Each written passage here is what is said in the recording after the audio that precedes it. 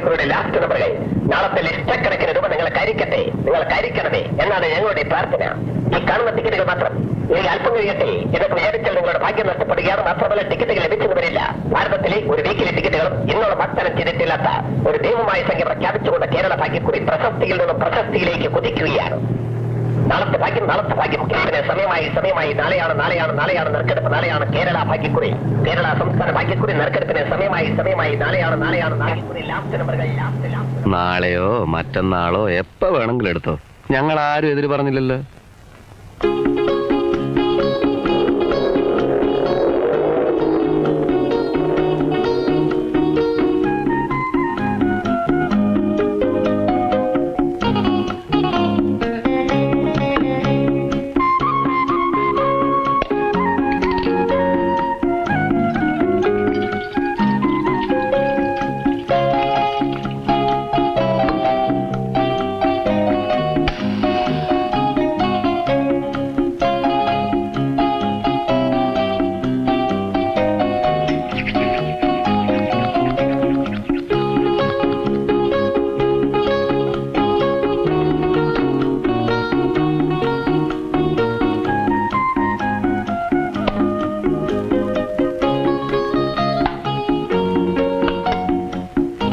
അത് ശരി, ചായപ്പൊടിയും ചാണകപ്പൊടിയും ഒന്നും ഇല്ലേ?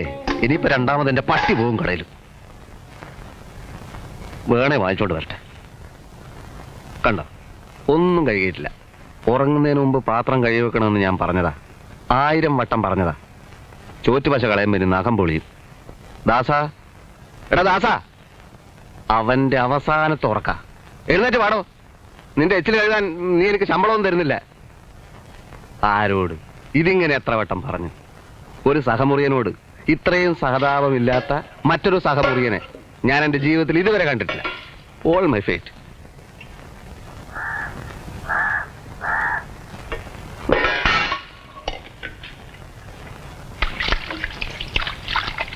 വെള്ളം തിളപ്പിക്കണം, അരി കഴുകണം, പരിപ്പ് വേവിക്കണം. ഇന്നും ലേറ്റ് തന്നെ. എടാ ദാസാ,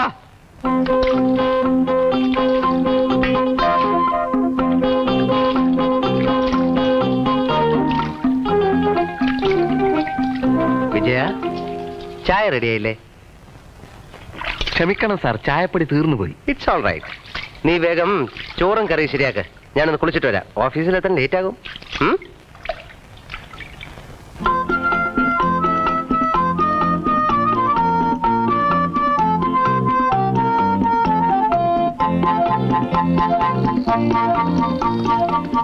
ഇനി നിന്റെ പാത്രം നീ പിടിച്ചോ.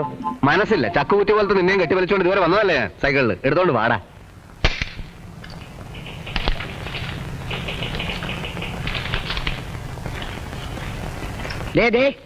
ഇനി വന്നേ.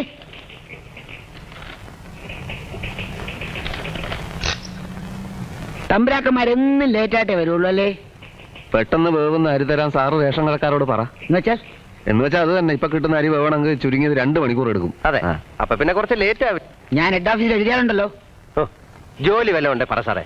ഇവിടുത്തെ തല്ലിപ്പൊളി ശമ്പള സ്കെയിലിന് ഞങ്ങളല്ലാതെ വേറെ ആര് വരും? 1975 മുതലുള്ള കംപ്ലീറ്റ് സ്റ്റോക്കിന്റെ ഫയലുകൾ 1/2 മണിക്കൂറിന് എന്റെ മേശപ്പുറത്തെത്തണം. 75 മുതലുള്ളത്? അതെ, കംപ്ലീറ്റ് സ്റ്റോക്ക് 1/2 മണിക്കൂറിനാം ഈ മേശപ്പുറത്ത്. ഓക്കെ, താനിങ്ങി വന്നേ. താൻ പോടോ. താനിങ്ങി വരാൻ. ഇതാരെ താൻ പോടോ. ഷെയർ ഹോൾഡേഴ്സിനുള്ള റിപ്പോർട്ടെല്ലാം കവറിലാക്കിയില്ലേ? എനിക്ക് കവർ കയറി അത് പുറത്തെടുക്കണോ?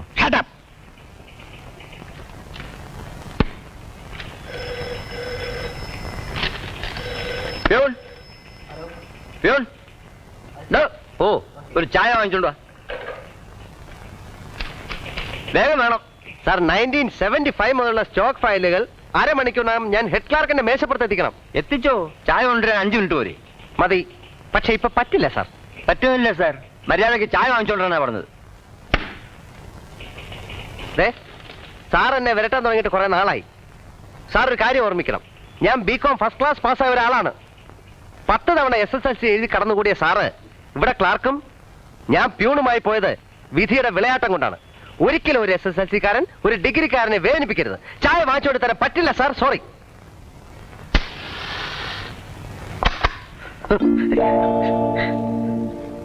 മഹാഭാവി നീയായിരുന്നോ? 50 പൈസ പോയി കിട്ടി. പോട്ടെ, എല്ലാം തൊലഞ്ഞു പോട്ടെ. ഇവിടുത്തെ സ്ഥിതി അന്നന്ന് വഷളായിക്കൊണ്ട് വരികയാണ്. വല്ല സർക്കാർ ഓഫീസും ആയിരുന്നെങ്കിൽ ഇവനൊക്കെ പിടിച്ചു നിർത്തി ഖരാമ ചെയ്യാമായിരുന്നു. ആ കാളക്കൂറ്റ മാനേജിംഗ് ഡയറക്ടർ ഇവിടുന്ന് സ്ഥലം മാറിപ്പോയപ്പോ ഞാൻ വിചാരിച്ചു സ്ഥിതി മെച്ചപ്പെടുമെന്ന്. എവിടെ? വിശാഖപട്ടണത്ത് നിന്ന് സ്ഥലം മാറി വരുന്ന MD ഒരു വിശാല മനസ്കനെന്നാ കേൾക്കുന്നത്. എങ്കിൽ നമ്മുടെ സങ്കടം ആ വിശാല മനസ്കനോട് പറഞ്ഞു നോക്കാം അല്ലേ? ഒരു വെറും സാധാരണ ക്ലാർക്കിന്റെ ജോലി മതിയായിരുന്നു. പ്രിയപ്പെട്ട അമ്മേ, അമ്മയ്ക്ക് സുഖമാണല്ലോ എന്ന പതിവ് പല്ലവി ഞാൻ ആവർത്തിക്കുന്നില്ല. അന്യന്റെ വീട് എന്നും അന്യന്റെ വീട് തന്നെയാണ്. അമ്മയെ കൂടെ കൊണ്ടുവന്ന് താമസിപ്പിക്കാൻ ആഗ്രഹമില്ലാഞ്ഞിട്ടല്ല, അല്പം കൂടെ ക്ഷമിച്ചേ പറ്റൂ. പുതിയ മേലധികാരി വന്നെത്തിയാൽ അയാളുടെ കയ്യോ കാലോ പിടിച്ച് കുറച്ചുകൂടി മെച്ചപ്പെട്ടൊരു ജോലി സമ്പാദിക്കട്ടെ. എല്ലാം ശരിയാവും. അമ്മ എന്നെ ഓർത്ത് സങ്കടപ്പെടാതിരിക്കുക. ഞാൻ നന്നാവും, നല്ല നിലയിലെത്തും. അമ്മ ദൈവത്തോടുള്ള പ്രാർത്ഥന തുടരുക.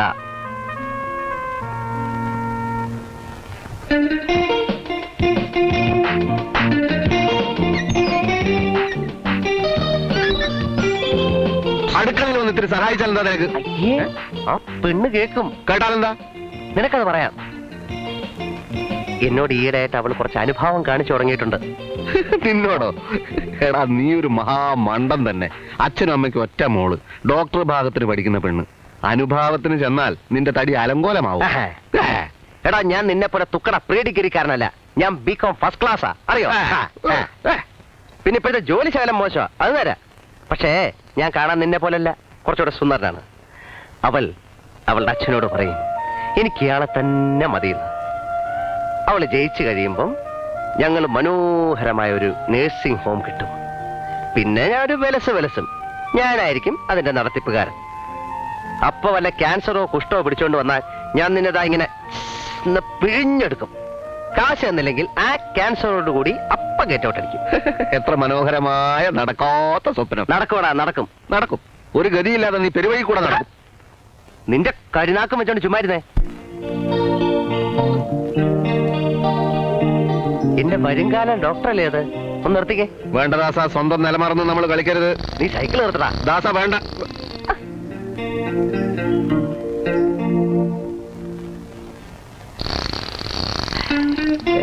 ആക്ച്വലി ഇനി എത്ര കാലം കാണും ഹൗസ് സർജൻസി? എന്തിനാ? അല്ല, വെറുതെ ഒന്ന് അറിഞ്ഞിരിക്കാനോ എന്ന് കരുതി. ഒരു ഡോക്ടർ ആവണമെന്നായിരുന്നു എന്റെ ഏറ്റവും വലിയ ആഗ്രഹം. പിന്നെന്താ ആവാഞ്ഞേ? ആവാമായിരുന്നു. പക്ഷേ ഈ മനുഷ്യന്റെ ഹൃദയവും തലച്ചോറും ഒക്കെ കീറി മുറിക്കുമ്പോ കൈ വിറക്കില്ലേ എന്നൊരു സംശയം. നടക്കുന്ന കേസ് വല്ലതും ശ്രമിച്ചാ പോരെ ദാസ? കേസെന്ന് അയാള് പറഞ്ഞത് ഞങ്ങള് ലേബർ കോർട്ടിൽ ഒരു കേസ് നടത്തുന്നുണ്ടായിരുന്നു. അപ്പൊ വരുന്ന വഴിക്ക് അതിനെ കുറിച്ച് ഡിസ്കസ് ചെയ്യായിരുന്നു. വരട്ടെ, പോവാം.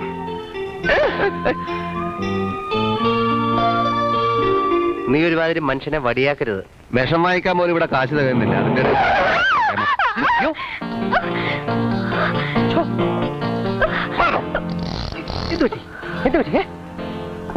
എന്താണോ മുഖത്ത് കണ്ണില്ലേ? ഞാനാ കുഴപ്പമുണ്ടാക്കിയത്. കുട്ടിമിണ്ടായിരിക്കൂ, ഇത് ഞാൻ കൈകാര്യം ചെയ്തോളാം. മിസ്റ്റർ, ശ്രദ്ധയില്ലാതെ റോഡ് ക്രോസ് കൊണ്ട് പറ്റിയതാ. ഇവിടെ ശ്രദ്ധയില്ലാതെ റോഡ് ക്രോസ് ചെയ്യുമ്പോ തനിക്ക് ബ്രേക്ക് അറിഞ്ഞൂടെ? താനും കൊണ്ടും വിളിച്ചാണ്ടല്ലോ. വിളിച്ചാൽ താൻ എന്ത് ചെയ്യും? താൻ തറവാട്ടി പറഞ്ഞ പെമ്പിള്ളാർക്ക് വഴി നടക്കാൻ മേലെന്ന് വെച്ചാൽ സത്യം പറയണോ? താൻ മനപ്പുറം കൊണ്ടിരിച്ചല്ലേ? മര്യാദക്ക് സംസാരിക്കണം. മനസ്സില്ല. ഇത് എനിക്ക് വേണ്ടപ്പെട്ട കുട്ടിയാ. തനിക്ക് എന്താ വേണ്ടത്? എനിക്ക് കുന്തം വേണം. ഇതിനൊരു തീരുമാനമാകാതെ തന്നെ ഞാൻ വിടില്ല. കൗണ്ടർ. താൻ എന്താ വിളിച്ചേ? സ്കൗണ്ടറിനോ? സ്കൗണ്ടറിന്റെ അർത്ഥം എനിക്കറിയാണോ? ചുമ്മാ എല്ലാം BCom ഫസ്റ്റ് ക്ലാസ് പാസ്സായത്. സ്കൗണ്ടർ എന്ന് വെച്ചാൽ തെണ്ടിയത്.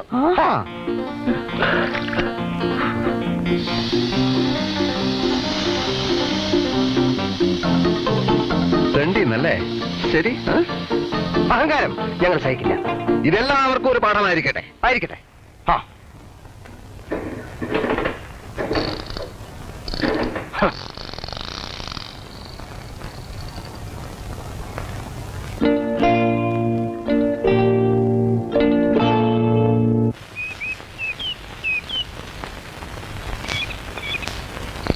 എങ്ങനെയുണ്ട് സീൻ? നായികയ്ക്ക് വേണ്ടി നായകന്റെ ആദ്യത്തെ ത്യാഗമാണിത്. ഇനി സെന്റിമെന്റ്സ്. അവള് വീണത് തന്നെ. ഓ, അയാള് തിരിച്ചടിച്ചിരുന്നെങ്കിൽ നീ മാറിപ്പോയേനെ. ചിലപ്പോ മാറിപ്പോകുമായിരുന്നു. നിക്കടി മോളെ, നമ്മുടെ പിള്ളേരല്ലേ. പണിക്കരമാവൻ എങ്ങോട്ടാ? വാവടത്തില്ലേ മോനെ, ദിവസേന ഓരോന്നിനായിട്ട് കൊണ്ടുപോയി ഇഞ്ചക്ട് ചെയ്യിക്കുക. ഈ വയസ്സുകാലത്ത് അമ്മാവൻ ആരെങ്കിലും സഹായത്തിന് വിളിച്ചൂടെ? നീ തന്നെ ഇപ്പൊ വാടക വന്നിട്ട് 2 മാസമായില്ലേ? സഹായത്തിന്റെ ആളെ വെച്ച് അവന് ശമ്പളം കൊടുക്കണ്ടേ? അതിന് കാശ് തമാശ പറയുന്നത് കണ്ടില്ലേ? പെട്ടിയിൽ പൂത്ത പണം അടുക്കി അടുക്കി വെച്ചിരിക്കുന്നത് ആർക്കും അറിയില്ലെന്നാ വിചാരം. ഓ ഓ ഓ ഇനി വാടക വരുന്ന വടക 2 ആഴ്ചക്കകം തരാം. അത് പറ്റില്ല. നീ വണ്ടി വിട്. ആഫീസിൽ വന്ന് ഞാൻ നാറ്റിക്കും 2 എണ്ണത്തിനും പറഞ്ഞേക്കാം. അവിടെ ഇനി നാറാൻ ബാക്കിയൊന്നും ഇല്ല. അത് ശരി, വാ മോളെ. എല്ലാവരും എന്താ ഇവിടെ? പുതിയ MD 10 മണിക്ക് എത്തുന്ന ഫോൺ ഉണ്ടായിരുന്നു. ഓ ആ എടാ വിജയ, നമ്മുടെ ഭാവി ദൈവം വരാൻ പോകുന്നു. ഉവ്വോ, ഈശ്വര രക്ഷിക്കണേ. രക്ഷിക്കും.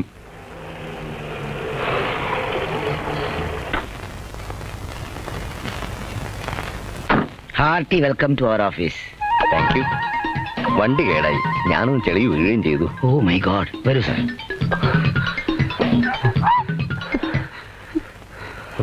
തൃപ്തിയായില്ലേ നിനക്ക്? പെണ്ണിന്റെ മുമ്പിൽ ആളാവാൻ ചെന്ന് സ്വന്തം കഴുത്തിന് തന്നെ കത്തി വെച്ചില്ലേ?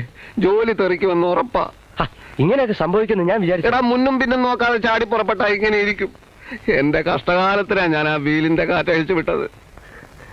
നീ അപ്പൊ അങ്ങനെ ചെയ്തത് നന്നായി. ഇല്ലെങ്കിൽ ഈ കേസിൽ ഞാൻ ഒറ്റപ്പെട്ടു പോയനെ. ഏട്ടന്റെ ഭാര്യയുടെ താലിമാലയും മോഷ്ടിച്ച് നാട് വിട്ടോനാ ഞാൻ. മാസത്തിലൊരു 10 രൂപ വീതെങ്കിലും സ്വരുക്കൂട്ടി വെച്ച് മാലയും കൊണ്ട് വേണം വീട്ടിൽ ചെല്ലാനെന്ന് വിചാരിച്ചതാ. നടപ്പില്ല. ഈ ജന്മത്തിൽ ഇനി അത് നടപ്പില്ല. നീ അപ്സെറ്റ് ആവാതിരിക്കുക. എങ്ങനെയാണോ അപ്സെറ്റ് ആവാതിരിക്കുക? ആട്ടും തുപ്പാണേലും ഈ പ്യൂണിന്റെ പണി കൊണ്ട് കഞ്ഞി വെച്ച് കുടിക്കാനെങ്കിലും പറ്റുമായിരുന്നു. ഇനിയിപ്പോ എന്ത് ചെയ്യും?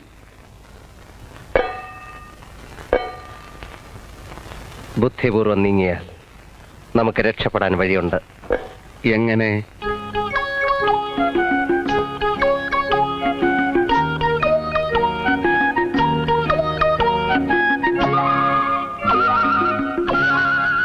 ഏയ്, മനസ്സിലായില്ല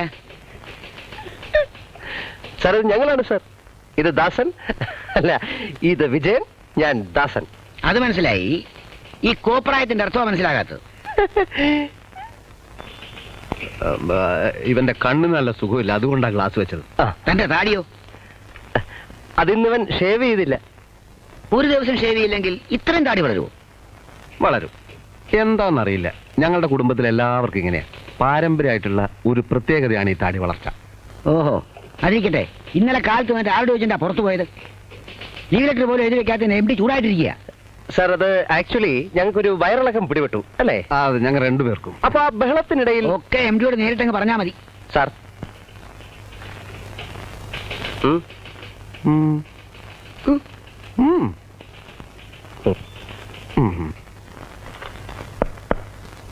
യെസ്, കം ഇൻ. യെസ്.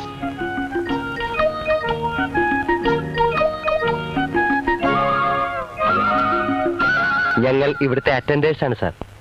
കഠിനമായ വയറുവേദന മൂലം ഇന്നലെ ഞങ്ങൾക്ക് ലീവ് ലെറ്റർ എഴുതാൻ സാധിച്ചില്ല. വയറുകൊണ്ടാണോ ലീവ് ലെറ്റർ എഴുതുന്നത്? അല്ല,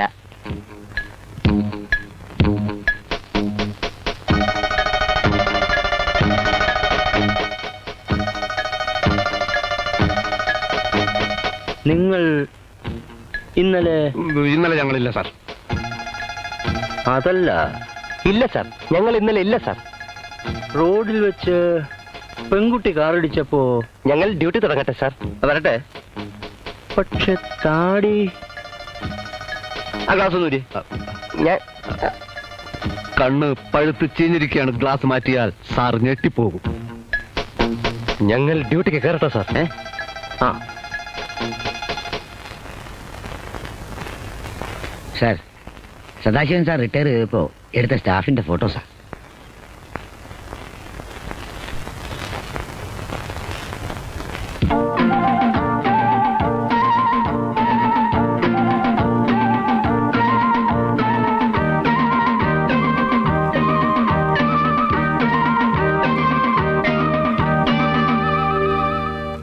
ഇതാ ഞാൻ പറഞ്ഞത്.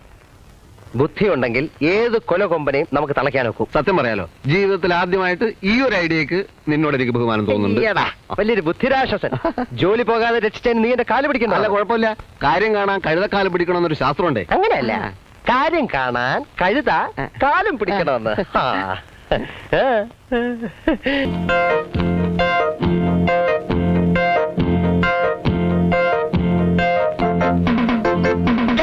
സ്കൗണ്ടൽസ്. അല്ലെങ്കിൽ ഈ തല്ലിപ്പൊളി കമ്പനിയിലെ ജോലി ഞങ്ങൾക്ക് പ്രശ്നമല്ല. പക്ഷെ ഇന്ന് ഞങ്ങളുടെ ദേഹത്ത് തൊട്ടവനെയൊക്കെ ഇരുട്ടടി അടിച്ചില്ലെങ്കിൽ നോക്കിക്കോ. ഈ കമ്പനി 6 മാസം പൊളിഞ്ഞ് നോറോടെ കല്ല് പറിക്കും. ഇൻകുലാബ് സിന്ദാബാദ്, ഇൻകുലാബ് സിന്ദാബാദ്, തൊഴിലാളിക്കും സിന്ദാബാദ്, തൊഴിലാളി ഐക്യം സിന്ദാബാദ്, തൊഴിലാളിക്കും സിന്ദാബാദ്, തൊഴിലാളി ഐക്യം സിന്ദാബാദ്, ഇൻകുലാബ് സിന്ദാബാദ്. വിശാല മനസ്കനെ സോപ്പടിച്ച് പ്രമോഷൻ വാങ്ങിക്കാൻ ഇരുന്നിട്ടിപ്പോ കടിച്ചതും പോയി പിടിച്ചതും പോയി. പോയത് പോട്ടടാ.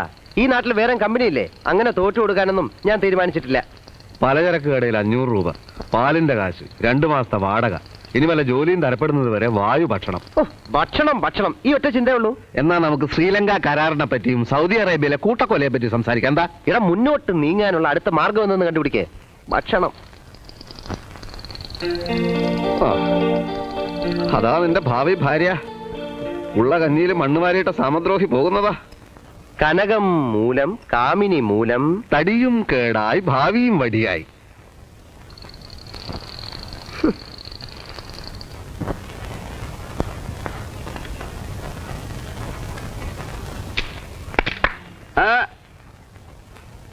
ഞാൻ ആഫീസിൽ പോയിരുന്നു. അമ്മാവ ഞങ്ങളെ അവിടെ നിന്ന് പിരിച്ചു വിട്ടു. എല്ലാ വിവരങ്ങളും ഞാൻ അറിഞ്ഞു. നീ ഒറ്റ കാര്യം ചെയ്താൽ മതി. ആ വാടകയെ കുറിച്ച് കൂടി തന്നിട്ട് ഇവിടെ നിന്ന് കൂടെ ഇറങ്ങിയട്ടെ. അയ്യോ, അമ്മാവും കൂടെ ഞങ്ങളെ പുറത്താക്കിയ. ഇനിയിപ്പോ നിങ്ങൾ എങ്ങനെ വാടക തരുമെന്നാണ് ഞാൻ പ്രതീക്ഷിക്കേണ്ടത്? അമ്മാവ ഞങ്ങൾ രണ്ടുപേരും എംപ്ലോയ്മെന്റ് എക്സ്ചേഞ്ചിൽ പേര് രജിസ്റ്റർ ചെയ്തിട്ടുണ്ട്. ഓ, എന്നാ പിന്നെ പേടിക്കണ്ട. മരിക്കണതിന്റെ തലേ ദിവസം ഓർഡർ വരും. എടോ, നിങ്ങൾ ശുദ്ധ ദുരഭിമാനികളാ. ഇക്കാലത്ത് 4 അക്ഷരം പഠിച്ചോ അവൻ പോക്ക.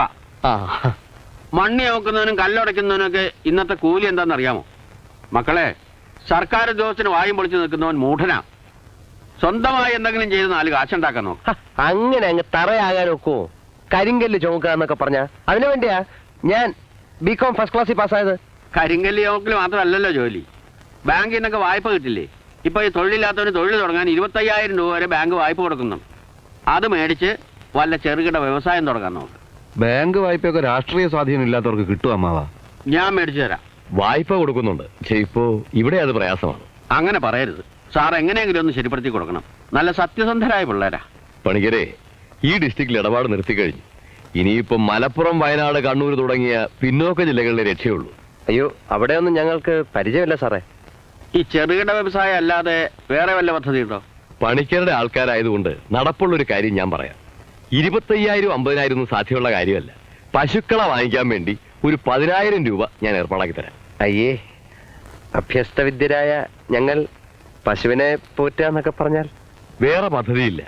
പശു ഒരു സുഖമുള്ള ബിസിനസ് അല്ല. അതെ. ഒന്നും കൊണ്ട് വന്നേ, ഒരു കാര്യം പറയാനുണ്ട്. സാർ, ഒരു മിനിറ്റ്. ആ,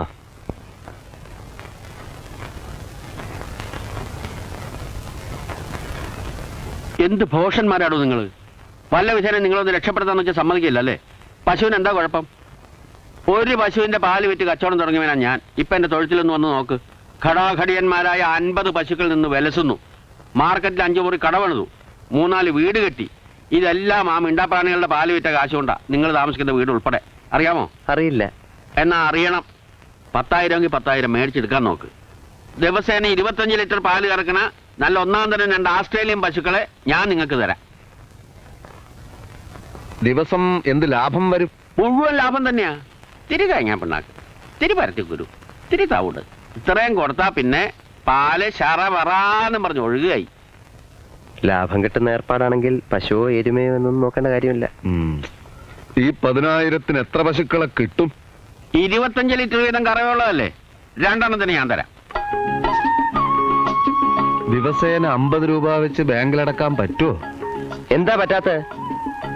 നമ്മൾ കാലത്തും വൈകുന്നേരം കൂടെ കറന്നാൽ പണിക്കരമ്മാൻ പറഞ്ഞത് പോട്ട് ഒരു 30 ലിറ്റർ പാല് കിട്ടും. 1 ലിറ്ററിന് 5 രൂപ. അപ്പൊ 30 ലിറ്ററിന് 150 രൂപ. ബാങ്കിൽ അടക്കേണ്ടത് 50 രൂപ. പിന്നെ പരുത്തിക്കുരുവും പിണ്ണാക്കെല്ലാം കൂടെ 20 രൂപ. കറവക്കാരന് 10 രൂപ. അപ്പൊ 50, 20, 10, 80 രൂപ. ബാക്കി എത്ര ഉണ്ട്? 70. ലാഭമാണോ? അപ്പൊ മാസത്തിൽ 2,100 രൂപ മിച്ചം. പിന്നെ നീ എന്താ നിന്റെ പേരിൽ വായ്പ വേണ്ടെന്ന് വാശി പിടിച്ചത്? നീ എന്നേക്കാൾ ഭാഗ്യവാനായതുകൊണ്ട്. ആണോ? ഞാനേ ആയില്യം നക്ഷത്രമാണ്. ആയില്യം നക്ഷത്രക്കാർക്ക് ലോൺ എടുക്കാൻ പാടില്ല. അത് ശരി. 4 ആളും കൂടി എങ്ങോട്ടാ? ഞങ്ങള് ഞങ്ങള് 4 പേരും കൂടെ കാശിക്ക് പോവാ. വരുന്നോ? 5 ആളാവാം. തമാശ പറഞ്ഞതാ. അയാളും കൂടെ എവിടെ പോവാന്ന്. പോയേ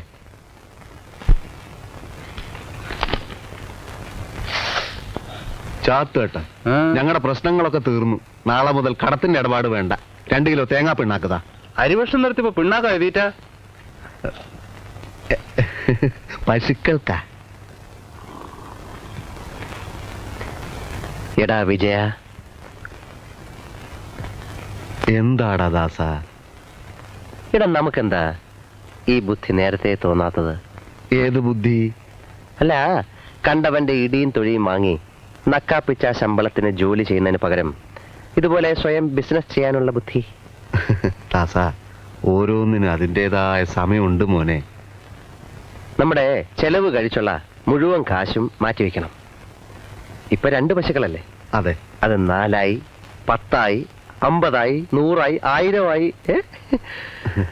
നമുക്ക് നല്ല ഒരു വീട് കെട്ടണം, ഒരു കാറ് വാങ്ങണം, ഒരു ഫ്രിഡ്ജ്, AC, VCR, TV. നമുക്കങ്ങ് സുഖിക്കണം. അവറ്റകളുടെ കരച്ചിലേക്കാൻ തന്നെ എന്തൊരു സുഖം, എന്തൊരു സംഗീതാത്മകം. ഐശ്വര്യത്തിന്റെ സൈറ മുഴങ്ങുന്നത് പോലെ ഉണ്ടല്ലേ?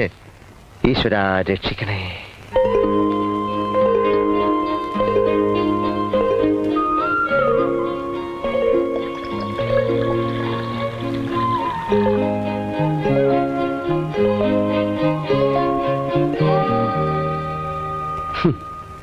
അകിടിന്റെ ലക്ഷണം കണ്ടിട്ട് ഈ പറയുന്ന 40-50 നടപ്പുള്ള കാര്യമല്ല സാർമാരെ. കാലത്തും വൈകിട്ടും കൂടി 10-12 കിട്ടിയ ഭാഗ്യം. അങ്ങനെ വരാൻ വഴിയില്ലല്ലോ. അധികം പാലിട്ടാനുള്ള വഴി തീരില്ല. അങ്ങനെയല്ലല്ലോ പണിക്കരമാവൻ പറഞ്ഞത്. എന്നാ അങ്ങോട്ട് ഒന്ന് നടക്കാൻ പറ. അതെ, ആക്ച്വലി ഇതിപ്പോ എത്ര ലിറ്റർ കാണും? 6 ലിറ്റർ ഉണ്ടാവും. അയ്യോ, ചുരുങ്ങിയതൊരു 10 ലിറ്ററെങ്കിലും രാഘവേട്ടന്റെ കടയിൽ കൊടുത്തേ പറ്റൂ. ബാക്കി വെള്ളം ചേർത്താ മതി. തമിണ്ടാവരിടോ, അങ്ങനെ വഞ്ചിച്ചുള്ള ലാഭം ഞങ്ങൾക്ക് വേണ്ട. ഞങ്ങൾ അങ്ങനത്തെ പാർട്ടീസ് അല്ല. എന്നാ ഞാൻ ഈവനിങ് വരാം. വിജയ, ഇതിപ്പോ ഒരു 8 ലിറ്ററെങ്കിലും രാഘവേട്ടന് കൊടുത്തില്ലേ എങ്ങനാ? നമുക്ക് കുറച്ച് വെള്ളം ചേർക്കാം. അയ്യേ, കുറച്ച് വെള്ളം ചേർക്കാം. നല്ല മുഴുപ്പുള്ള പാലാ. കുറച്ച് ചേർക്കാം അല്ലേ? ചേർക്കാം. ചേർക്കാം.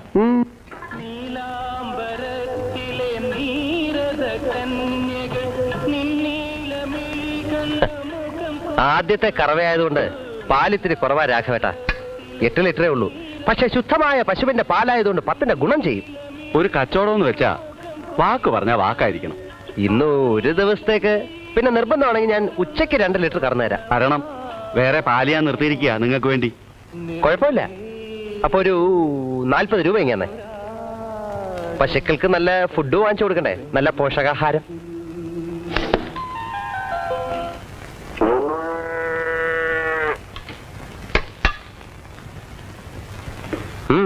അച്ഛൻ പറഞ്ഞു ഇതിലും ഭേദം കട്ടപ്പാറയായി കക്കാൻ ഇറങ്ങുന്നതാണെന്ന്. എന്തു പറ്റി? പച്ചവെള്ളം ഞങ്ങളുടെ കിണറ്റിലും വേണ്ടോളം ഉണ്ടെന്ന് പറയാൻ പറഞ്ഞു. കടയിലോട്ട് വരാൻ പറഞ്ഞു. വന്നില്ലേ നാട്ടുകാരും കൂട്ടി അച്ഛൻ ഇങ്ങോട്ട് വരുമെന്ന് പറയാൻ പറഞ്ഞു. നീ ആ രൂപ ഇങ്ങെടുത്തേ. ഇങ്ങെടുത്തേ. അതെ, ഞങ്ങൾ ആരെയും കൊന്നിട്ടൊന്നുമില്ലല്ലോ. ഇത് അച്ഛൻ്റെ കൊടുത്തേക്ക് മോനെ. അതെ, പുറത്താരോടും പറഞ്ഞ് ഞങ്ങളെ നാറ്റിക്കരുതെന്ന് അച്ഛനോട് പറയാൻ പറഞ്ഞു എന്ന് പറ. ബാങ്കിൽ നിന്ന് കാശ് വാങ്ങി തന്നിട്ട് എന്നെ കള്ളനാക്കി എന്റെ വെക്കിട്ട് കയറാൻ വരുന്നോ? തൊഴുത്ത് മാറി കെട്ടിയാൽ ഏത് പശു ആയാലും 3-4 ദിവസത്തേക്ക് അത്ര ചെറുത്തു. അങ്ങനെ ചെറുത്തുന്ന പശുവിനെ ഞങ്ങൾക്ക് വേണ്ടെങ്കിൽ പോയി കേസ് കൊടുക്കും. അമ്മാവ, ഇത് ഞങ്ങളോട് വേണ്ടായിരുന്നു. ആ കറവക്കാരനോടെ ഇത്തിരി നെയ്യും കൂട്ടി നല്ലോണം പിഴിഞ്ഞ് കറക്കാൻ പറയാം. അതൊക്കെ പറഞ്ഞതാ. ഇനിയും പറ. എന്നാ നിങ്ങൾ വന്ന് കറക്ക്. അതേ, നിന്റെ മറ്റവനോട് പറഞ്ഞോ. തന്നോട് ദൈവം ചോദിക്കും. പിന്നെ ദൈവത്തിന് അതല്ലേ ജോലി. ഇക്കാലത്ത് ഒരു ഉപകാരം ചെയ്യാൻ പാടില്ല.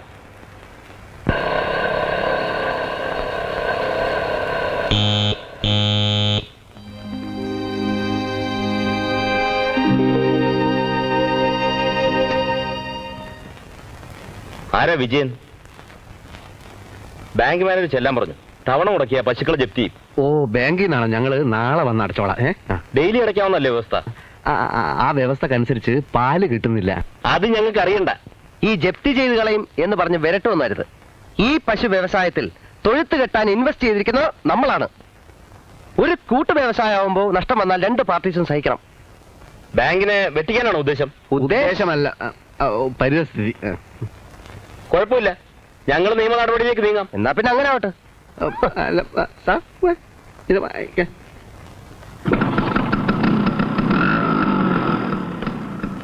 നീ അയാളോട് കയർത്ത് സംസാരിച്ചത് തീരെ ശരിയായില്ല. നടപടി വല്ലതും വന്നാൽ നിനക്ക് പേടിക്കാനില്ലല്ലോ. ലോൺ എന്റെ പേരിലല്ലേ. എന്നെ ജയിലിൽ കയറ്റാനുള്ള ആഗ്രഹം നിനക്ക്. എടാ, ഒരു യഥാർത്ഥ സുഹൃത്തിനെ അവിശ്വസിക്കുന്നവൻ, അതായത് നീ, ഒരു കാലത്തും ഗുണം പിടിക്കില്ല. പാലിന്റെ അളവ് അന്നു പുറകോട്ടാ. എന്റെ കറവിന്റെ തരാറാണെങ്കിൽ വേറെ ആളെ നോക്കിക്കും. എന്റെ കൂടി എന്നത് എത്ര ലിറ്റർ ഉണ്ടാവും? 4 ഉണ്ടാവും. 4? പിഴിഞ്ഞ് പിഴിഞ്ഞ് ഒടുവിൽ പശുവിന്റെ പോലെ ചോര വരാൻ തുടങ്ങി. ഞാൻ പോട്ടെ, എന്റെ കൂലിതാ.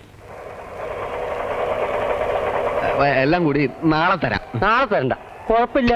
ഈ പാല് ഞാൻ കൊണ്ടുപോകും. തോന്നിവാസം കാണിക്കരുത്.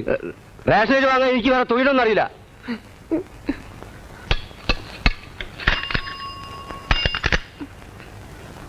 എല്ലാത്തിനും കാരണം നീയാ.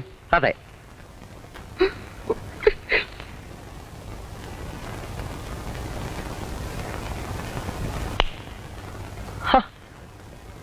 നീ എന്താ ഇരുട്ടത്തിരിക്കുന്നത്? ജീവിതം മൊത്തം ഇരുട്ടിലേക്ക് നീങ്ങുകയല്ലേ. അങ്ങനെയൊന്നും പറയാതെ വിജയ. നമുക്ക് മാത്രമല്ല, എല്ലാവർക്കും കഷ്ടകാലമാണ്.